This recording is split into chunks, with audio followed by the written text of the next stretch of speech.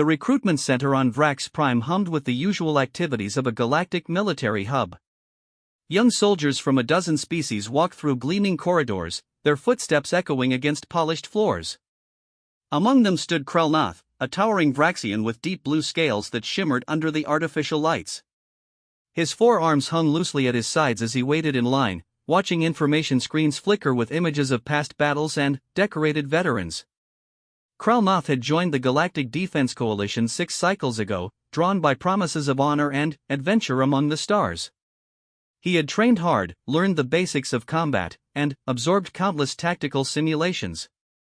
Yet despite all his preparation, he had never actually seen real combat. The galaxy had been remarkably peaceful during his service, with only minor skirmishes on distant frontier worlds.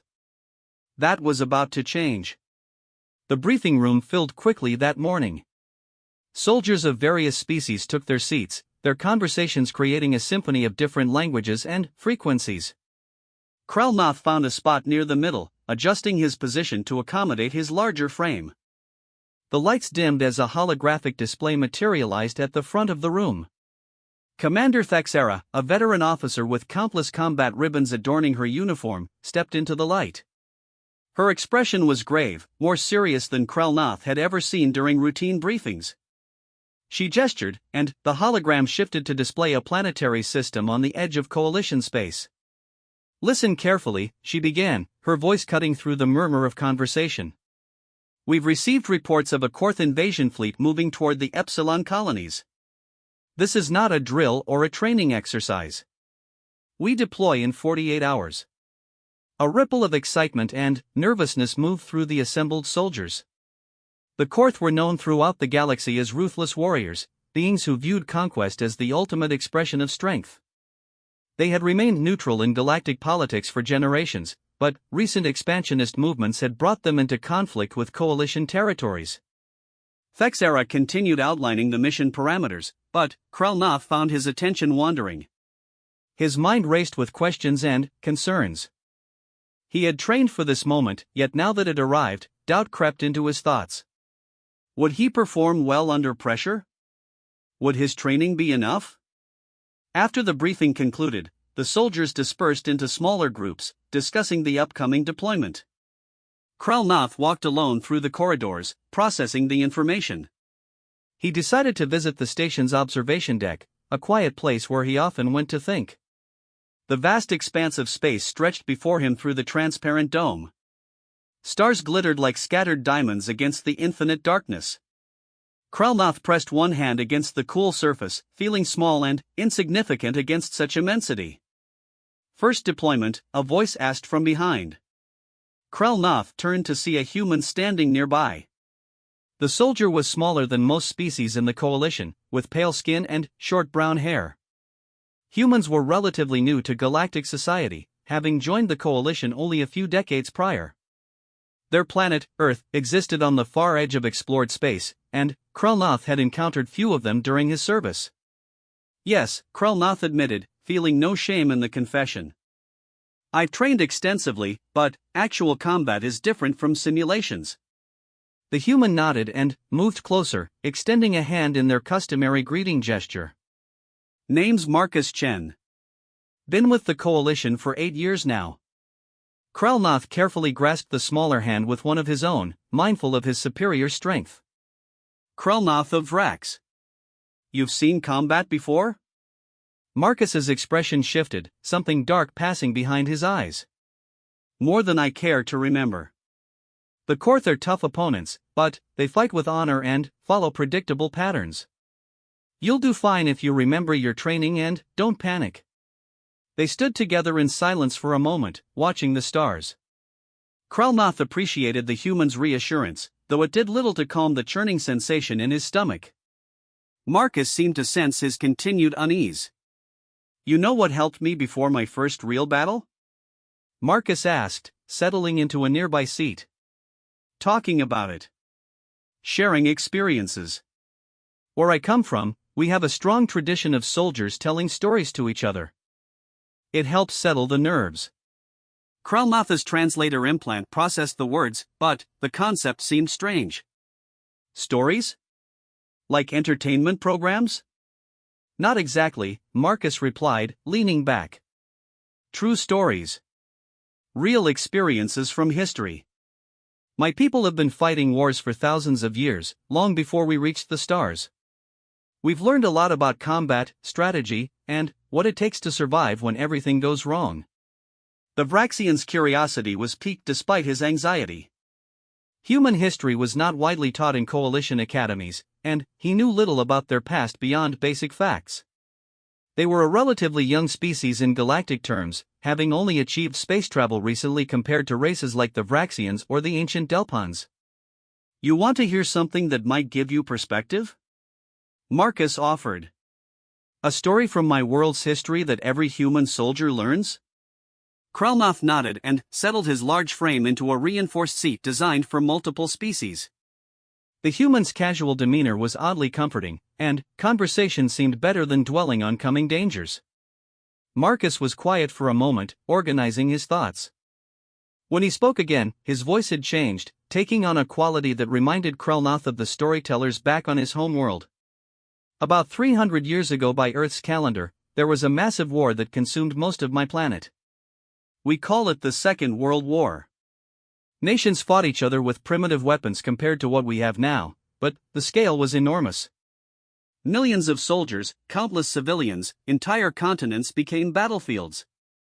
Krelnoth listened intently as Marcus continued. The human described weapons that seemed crude yet devastating, vehicles that crawled across ground rather than flying through air, and conflicts that lasted years rather than the brief skirmishes common in modern galactic warfare. One of the most important battles happened in a country called Russia, in a city named Stalingrad, Marcus explained. Two massive armies collided there during the coldest part of winter.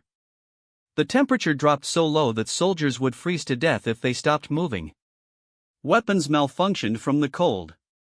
Food was scarce. Medicine even more so. The human painted a vivid picture of urban combat in conditions that sounded nightmarish. Buildings reduced to rubble becoming fortresses. Every room potentially hiding enemies.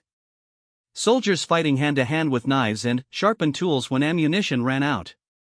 The battle had lasted for months, grinding on through winter's worst depths.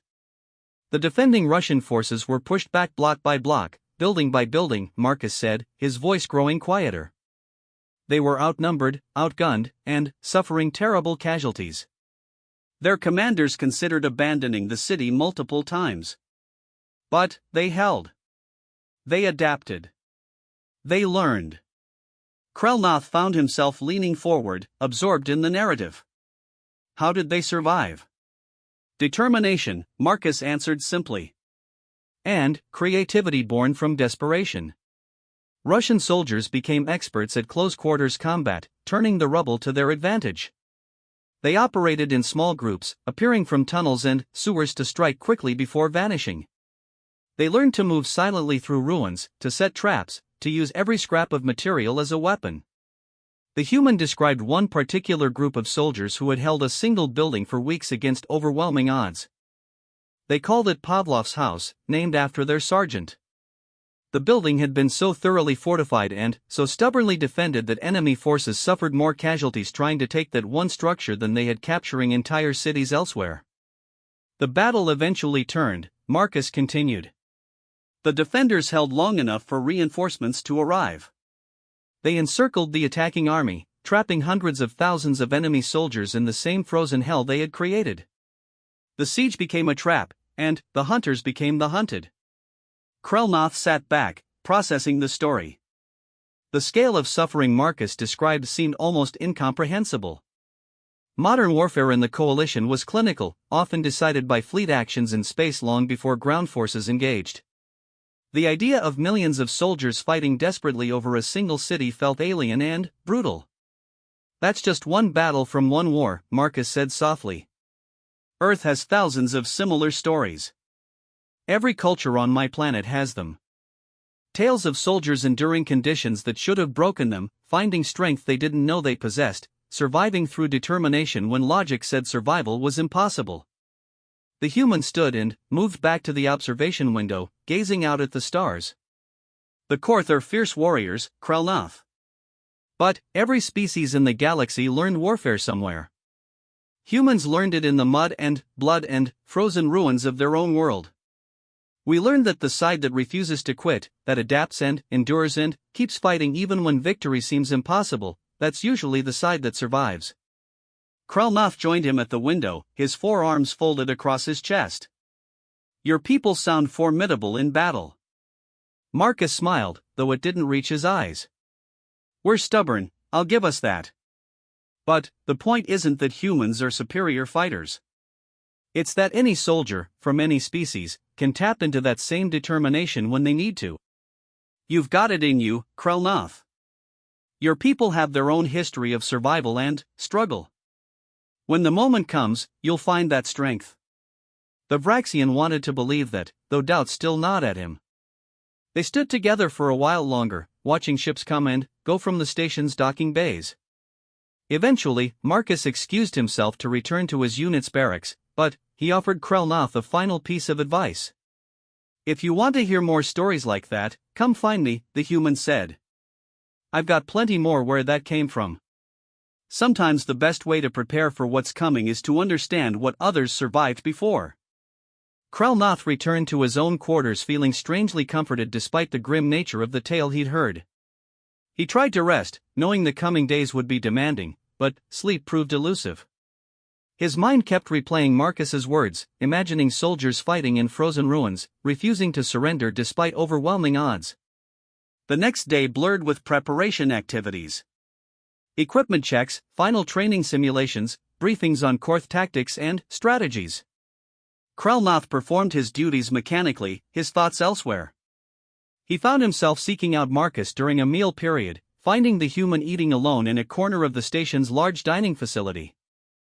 Tell me another story, Kralnoth requested without preamble as he settled into a reinforced chair across from the human. Marcus looked up from his meal, a slight smile crossing his features. You want to hear more? I thought yesterday's tale might have been too grim. It was grim, Kralnoth admitted. But it was also enlightening. Your people's history is largely unknown to most coalition species. We view humans as newcomers, inexperienced in galactic affairs. But you carry experiences we lack. The human nodded slowly, pushing his food aside. All right then. Let me tell you about something that happened even longer ago, during a conflict we call the Great War, or World War I. This story is about innovation and adaptation under pressure. Marcus settled into his seat more comfortably, his eyes taking on that distant look storytellers often got when reaching into memory. Other soldiers passed by their table, some nodding greetings, others too absorbed in their own pre-deployment preparations to notice. The Great War started over 100 years before we reached the stars, Marcus began. It was supposed to be a quick conflict, over in months. Instead, it dragged on for 4 brutal years. The fighting introduced new weapons and tactics that changed warfare forever on Earth. Kralnoth listened carefully as Marcus described a conflict where armies had dug enormous trenches across entire continents, creating static lines of defense that stretched for hundreds of miles. Soldiers lived in these muddy ditches for months, enduring artillery bombardments, disease, and constant threat of attack. One of the most terrifying weapons introduced during this war was poison gas, Marcus continued, his voice dropping lower. Chemical clouds that would drift across battlefields, causing terrible suffering to anyone who breathed them. Early in the war, nobody had protection against these weapons. Soldiers would see the gas coming and have nowhere to run, nowhere to hide. The human paused, ensuring he had Kralnoth's full attention. But here's where human adaptation comes in. Within months, we developed masks to filter out the poison. Crude at first, just cloth soaked in chemicals, but they evolved rapidly. Gas attacks that should have devastated armies became manageable because humans refused to accept them as unstoppable. Marcus went on to describe other innovations born from desperation. Tanks, armored vehicles that could cross trenches and break through fortified positions. Aircraft, initially used just for observation, weaponized and turned into fighters and bombers. Radio communications allowing coordination across vast distances. Every time one side developed a new weapon or tactic, the other side adapted, Marcus explained. It became a constant race of innovation and counter-innovation. Trench warfare seemed unbreakable until tanks appeared. Then, anti-tank weapons were developed. Artillery became more accurate, so soldiers learned to spread out and dig deeper. It was a brutal classroom, but it taught humans to never stop thinking, never stop adapting. Krelnoth found himself fascinated by the concept. In coalition warfare, technology changed slowly. Standard tactics had been refined over centuries and rarely varied significantly. The idea of warfare itself evolving rapidly during a single conflict seemed almost chaotic. There was a battle at a place called Verdun, Marcus continued. The attacking army's commander wanted to bleed the defenders dry, to kill so many soldiers that the defending nation would be forced to surrender. The battle lasted 10 months. Millions of artillery shells were fired. The land itself was transformed into a hellscape of craters and mud. The human's description painted a vivid picture of soldiers enduring constant bombardment, fighting in conditions that destroyed sanity as readily as bodies.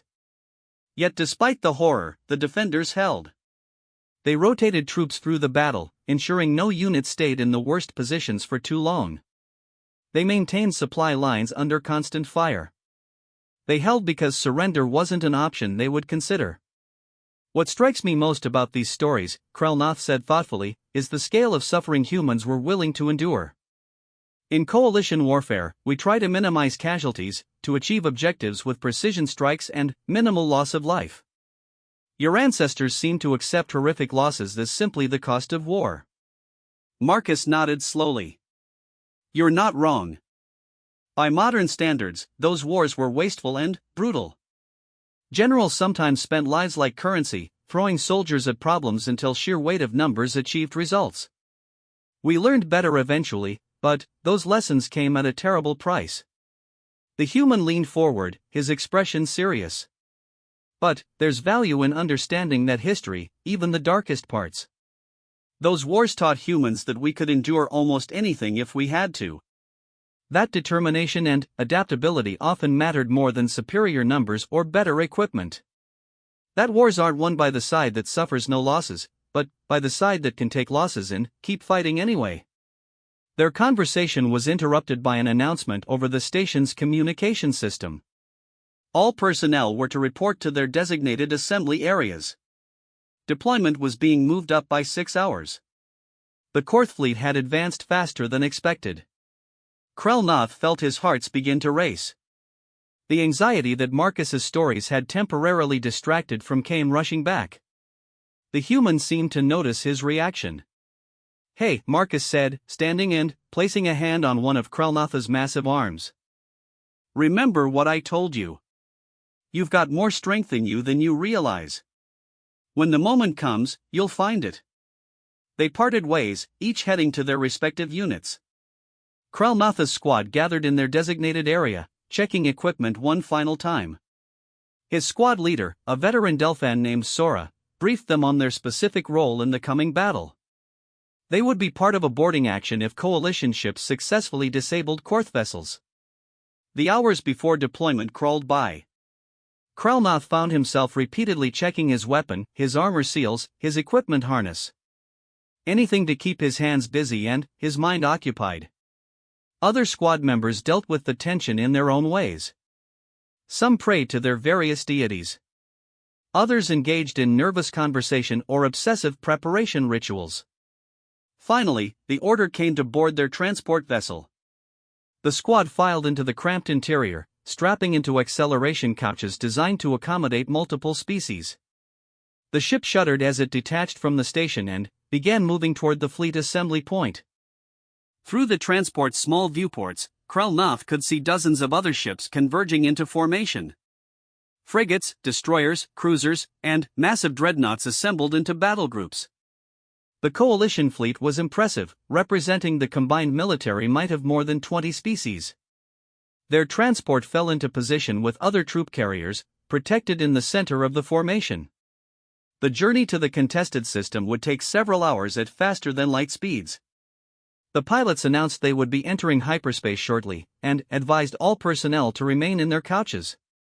The transition to hyperspace always unsettled Krelnoth. Reality seemed to twist and blur, colors appearing that had no name, sensations that defied description. Then, they were through, and the viewports showed nothing but the swirling chaos of hyperspace's non-dimensions. With nothing to see and nothing to do but wait, the squad settled into an uncomfortable quiet.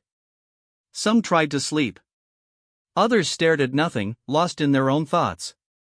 Kralnoth found himself thinking about Marcus's stories again, about soldiers fighting in frozen cities and poison trenches, enduring conditions far worse than what he was likely to face. "You seem troubled, Kralnoth," Sora said, the Delphin's voice breaking the silence.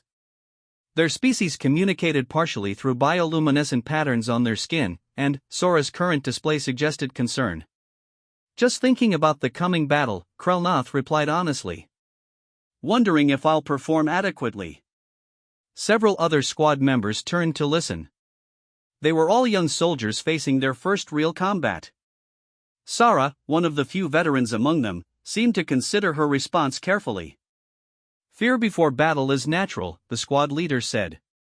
"I've led troops for 15 years, fought in a dozen campaigns, and I still feel nervous before combat. The fear never truly goes away. You just learn to function despite it." One of the squad members, a young Cree named Talus, spoke up. "Did you ever think you wouldn't make it through a battle?" Sora's bioluminescence flickered in a pattern Kralnoth's implant translated as rueful amusement. "Every single time. I've seen soldiers who claimed they felt no fear, who boasted about their courage.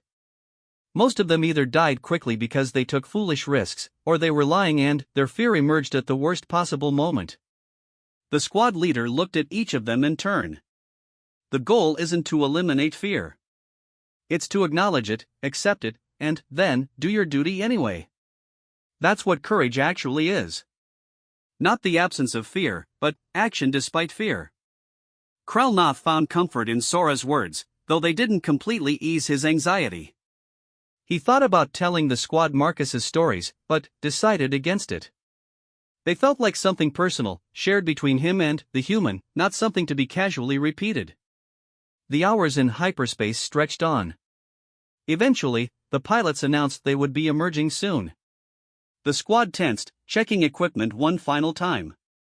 Kralnoth verified his rifle was properly charged, his armor seals were tight, and his emergency equipment was accessible. The transition back to normal space was as disorienting as entering hyperspace. Then, the viewports cleared, showing a planetary system ahead. And, between the Coalition fleet and those planets hung the Korth Armada. Even through the small viewport, Kralnoth could see the enemy force was substantial. Korth ships were distinctive, angular and aggressive in design, covered in weapon emplacements and armor plating. The two fleets faced each other across thousands of kilometers of space, a moment of calm before the storm.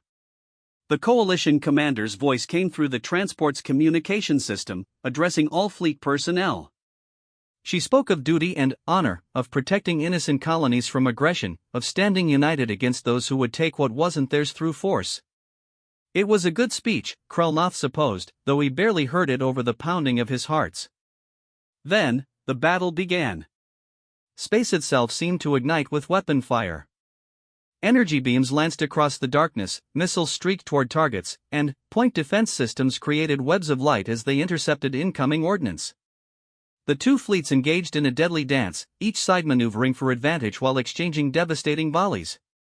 Kralnoth's transport shook from nearby explosions. Through the viewport, he saw a Coalition frigate take a direct hit, its shields failing in a cascade of light.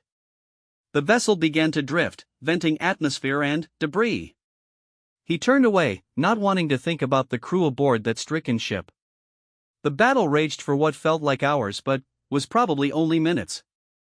Coalition forces concentrated fire on specific Korth vessels, attempting to disable them for boarding actions. The Korth responded with savage intensity, their warrior culture evident in their aggressive tactics. Finally, the call came. 3 Korth vessels had been disabled, their engines and weapons offline but life support intact. Boarding teams were cleared to launch.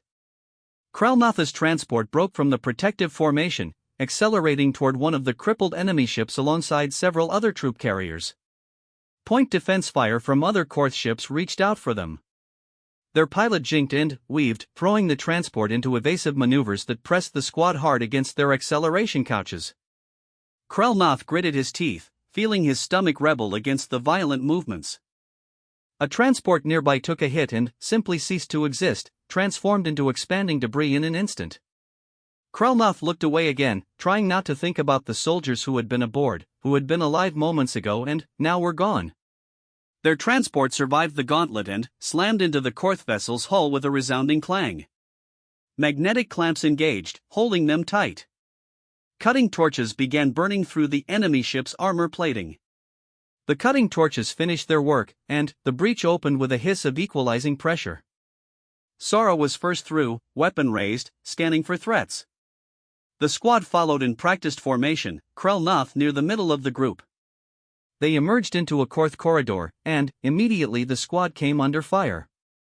Energy bolts screamed down the passage, forcing everyone to take cover behind whatever structural elements they could find. Krelnoth pressed himself against a support beam, his rifle held ready, adrenaline surging through his system. "Return fire," Sora ordered, and the squad responded. The corridor filled with the flash and thunder of energy weapons. Krelnoth aimed at the muzzle flashes down the passage and squeezed his trigger. His rifle bucked in his hands, sending bolts of superheated plasma downrange. The Korth warriors were fierce opponents, living up to their reputation. They advanced despite taking casualties, their armor absorbing hits that would have killed unprotected soldiers. One broke through close enough for Krelnoth to see it clearly, a massive bipedal creature with dark scales and eyes that burned with battle rage. Training took over. Krelnoth didn't think, didn't hesitate. He fired a burst into the approaching warrior's center mass. The Korth staggered but kept coming. Krelnoth fired again, and again, until finally, the enemy collapsed. The brief firefight ended as quickly as it started. The surviving Korth warriors fell back deeper into their ship. Sora quickly assessed the squad, checking for casualties. 2 members were wounded, but both could still fight. The squad leader marked a path on their tactical displays, directing them toward the vessel's engineering section. They moved through the Korth ship cautiously, weapons ready, checking every corner and intersection. The vessel's interior was cramped and claustrophobic compared to Coalition designs, clearly built for a warrior culture that valued function over comfort. More firefights erupted as they advanced. Each engagement was brief but intense, the Korth defending their ship ferociously. Krelnoth fought mechanically, his training guiding his actions while his conscious mind seemed to observe from a distance. He fired when enemies appeared, took cover when necessary, advanced when ordered. They reached a major intersection and Sora called a brief halt to reorganize. The squad had taken more casualties, though none fatal. Krelnoth checked his rifle's charge, saw it was running low, and swapped in a fresh power cell. "You did well back there," a voice said beside him. Krelnoth turned to see Marcus. The human was part of a different squad that had entered through a separate breach point. Both units had converged on the same corridor system. Marcus's armor was scored with near misses, and he carried his rifle with the casual competence of an experienced soldier. "I didn't think," Krelnoth admitted. "I just reacted." "That's exactly right," Marcus replied, checking his own weapon. "You can't think through every moment in combat. Your training has to become instinct. Looks like yours did." Before Krelnoth could respond, both squad leaders signaled to move out. The combined force advanced deeper into the Korth vessel, heading for the engineering spaces. Their objective was to ensure the disabled ship couldn't restart its engines or weapons, making it safe for a prize crew to take control. They encountered heavier resistance as they approached engineering. The Korth had consolidated their remaining forces to defend this critical area. The corridor ahead opened into a larger chamber, and fire poured from multiple defensive positions within. Sora and the human squad leader conferred briefly, then began issuing orders. They would need to assault the chamber in coordinated waves, suppressing the defenders while other soldiers advanced. It was a dangerous tactic, likely to result in casualties, but there was no alternative approach. Krelnoth found himself in the first assault wave alongside Marcus and several other soldiers. They stacked up on either side of the entrance, preparing to rush into the chamber on command. Krelnoth could feel his heart pounding, his breathing rapid despite his attempt to control it. Marcus glanced over at him and nodded. In that moment, Krelnoth remembered the stories the human had shared. Soldiers fighting in frozen cities, enduring poison gas in trenches, facing odds that should have broken them but finding the strength to continue. The order came. The assault wave burst into the chamber, weapons firing. Krelnoth ran forward through a storm of energy bolts, his rifle bucking as he returned fire. A bolt seared past his head, close enough to feel the heat through his helmet. He ignored it and kept moving. The chamber was chaos. Soldiers from both sides engaged at close range, the air thick with weapons discharge and shouted orders. Krelnoth reached a defensive position and took cover, continuing to fire at Korth warriors across the room. Beside him, Marcus moved with fluid efficiency, his movements economical and precise. The human fired controlled bursts, each shot carefully aimed despite the chaos. Krelnoth tried to emulate that calm focus, pushing down his fear and concentrating on his targets. The second wave entered the chamber, adding their firepower to the assault. Slowly, the coalition forces gained ground. The Korth fought with incredible bravery, refusing to surrender even when their position became hopeless. One by one, the defenders fell until finally, the chamber was secured. Krelnoth leaned against a bulkhead, his limbs trembling with exhaustion and fading adrenaline. Around him, other soldiers were checking casualties, securing the area, and beginning to assess the engineering systems. The battle for the ship was effectively over. Marcus appeared beside him again, offering a canteen of water. Krelnoth accepted gratefully, drinking deeply before returning it. "You did good," the human said simply. "Real combat is nothing like simulations. You held together when it mattered." Krelnoth wanted to respond, but found he couldn't quite form words yet. His mind was still processing everything that had happened, the violence and fear and strange clarity that had come during actual fighting. Over the next hours, coalition forces secured all 3 disabled Korth vessels. The enemy fleet, seeing their ships captured and facing continued losses, broke off and retreated from the system. The battle was won, though at a cost. Multiple coalition ships had been destroyed or damaged, and casualty reports were still coming in. Krelnoth's squad returned to their transport for the journey back to the fleet's rally point. They were exhausted, battered, but alive. The interior of the transport felt different now than it had before the battle. The soldiers who had been anxious strangers were now comrades who had faced death together and survived. Back aboard the fleet flagship, troops were given time to rest and recover before the long journey back to coalition space. Krelnoth found Marcus in one of the observation lounges, staring out at the stars as he had been when they first met.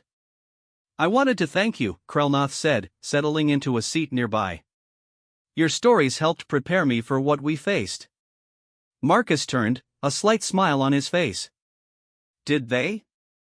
"I wasn't sure if I was helping or just making you more nervous." "Both, perhaps," Krelnoth admitted. "But, when the moment came, I remembered what you said about soldiers enduring impossible conditions. About finding strength in desperation. It helped me push through my fear." They sat in comfortable silence for a moment, watching the stars. Eventually, Krelnoth spoke again. "Tell me more stories. If you're willing. I want to understand more about your people's history, about how humans learned to fight and survive." Marcus nodded slowly. "There are plenty more where those came from. Some grimmer than what I've already shared, some more inspiring. All of them true, all of them lessons purchased with blood and suffering." The human settled back in his seat, organizing his thoughts. "Let me tell you about something that happened on Earth about 80 years ago, during the final year of the Second World War I mentioned before. There was an invasion, the largest amphibious assault in human history, where thousands of ships carried hundreds of thousands of soldiers across an ocean to storm fortified beaches." As Marcus began his tale, Krelnoth listened intently. Around them, the fleet continued its victory procedures, but, in this quiet corner, 2 soldiers shared stories of war and survival. The human spoke of landing craft approaching hostile shores, of soldiers wading through water under withering fire, of beaches transformed into killing grounds. The casualties were horrific in the first hours, Marcus explained. Entire units were cut down before they reached dry ground. Bodies floated in the surf. The sand was red with blood. Commanders considered calling off the entire invasion. Krelnoth leaned forward, absorbed in the narrative. What changed their minds? The soldiers on the beaches changed them, Marcus replied. Despite the casualties, despite the fear, small groups started moving forward. They cleared obstacles, destroyed defensive positions, pushed inland step by bloody step. What seemed like certain defeat gradually transformed into hard-won victory because individual soldiers refused to give up. The human went on to describe how that invasion had turned the tide of the entire war, how it represented years of preparation and planning, and how its success came down to the determination of soldiers under fire. Engineers clearing mines while being shot at. Medics treating wounded in the open. Junior officers taking command when their superiors fell and continuing the assault. Humans call it D-Day, Marcus said quietly. It's studied in every military academy on Earth as an example of how careful planning and raw courage can overcome even the most formidable defenses. The soldiers who stormed those beaches, many of them weren't professional warriors. They were ordinary people who stepped up when their world needed them. Krelnoth processed this information, comparing it to his own recent experience. His battle had been brief, almost clinical compared to the extended horror Marcus described. Yet he recognized something in the human's words, a truth about what it meant to be a soldier that transcended species or circumstances. Your people have seen terrible wars, Krelnoth observed. Yet you speak of these events with something other than regret. Almost like pride. Marcus considered the statement carefully before responding. It's complicated. We're not proud that the wars happened. The causes of most conflicts in human history range from questionable to outright evil. But we can take pride in the courage shown by individual soldiers, in their sacrifice and determination. We honor their memory by learning from their experiences. The human paused, then continued. Every species in the coalition has similar stories, I'm sure. Moments when your people faced overwhelming odds and found the will to persevere. Humans aren't unique in that. We're just very good at remembering our wars, at preserving those stories and passing them down to new generations. Other soldiers began filtering into the observation lounge, seeking relaxation after the battle's intensity. Conversations started up around them, processing the day's events, sharing experiences, and beginning the informal bonding that turned units into truly cohesive fighting forces. Krelnoth found himself thinking about his own planet's history. Vrax had known wars in its past, conflicts that predated their joining the coalition.